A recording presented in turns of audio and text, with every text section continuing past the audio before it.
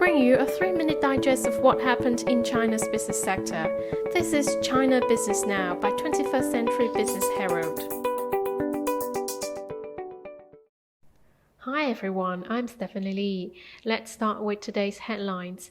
China will adopt monetary tools such as cut in the reserve requirement ratio for banks at an appropriate time to further increase financial support for the real economy, especially micro, small and medium-sized enterprises, a State Council executive meeting announced on Wednesday. Such measures are expected to mitigate the impact of commodity price hikes on the operation of companies, the meeting said, adding that the country will refrain from mass stimulus, maintain the stability of monetary policy, and enhance its effectiveness. China's State Administration for Market Regulation on Wednesday fined 22 companies 500,000 yuan each for violating anti-monopoly rules in 22 mergers and acquisitions deals they made without seeking regulatory approval in advance. All the cases were found to have caused an unlawful concentration of business operations, although they were not considered to have limited or restricted competition. Companies including Alibaba, Tencent, and Suning were involved. Update on COVID-19. 2 new locally transmitted cases were reported yesterday, all from Rayleigh in Yunnan province.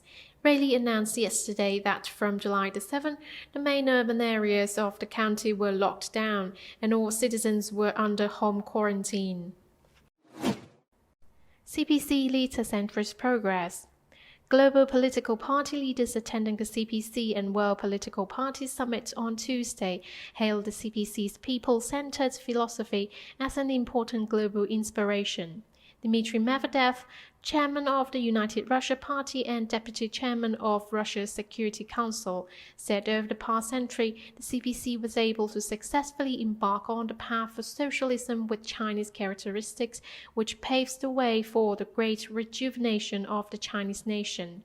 Medvedev said that bilateral relations are constantly developing as the two countries are implementing large-scale projects both bilaterally and within the framework of interstate relations.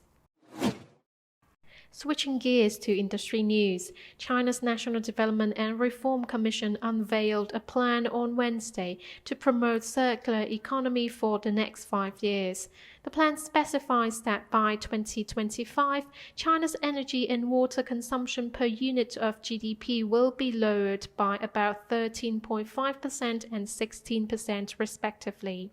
The amount of wastewater and scrap steel utilized will reach 60 million tons and 320 million tons, while the industrial output value of the resource recycling industry will stand at 5 trillion yuan.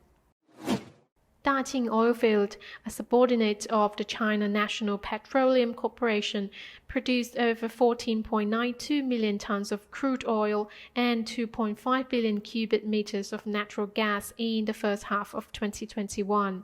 The output of oil and natural gas increased by 45,800 tons and 175 million cubic meters year-on-year, respectively. Next on company news and the financial sector. Shares of Chinese electric vehicle battery maker CATL on Thursday closed at 559.16 yuan, up more than 3%, giving the company a market value of more than 1.3 trillion yuan, surpassing China Merchant Bank to rank third in company listed in Asia. China's foreign exchange reserves shrank by 0.24% to $3.21 trillion at the end of June, down $7.8 billion from a month earlier, official data showed Wednesday.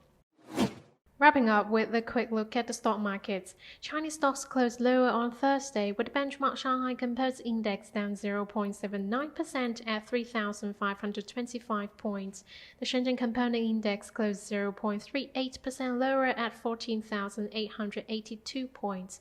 Shares in military industry, photoresist, semiconductor and chips led the gains, while stocks related to coal, CRO and banking saw losses. That's it for today. Tune in tomorrow on China Business Now by 21st Century Business Herald. Goodbye.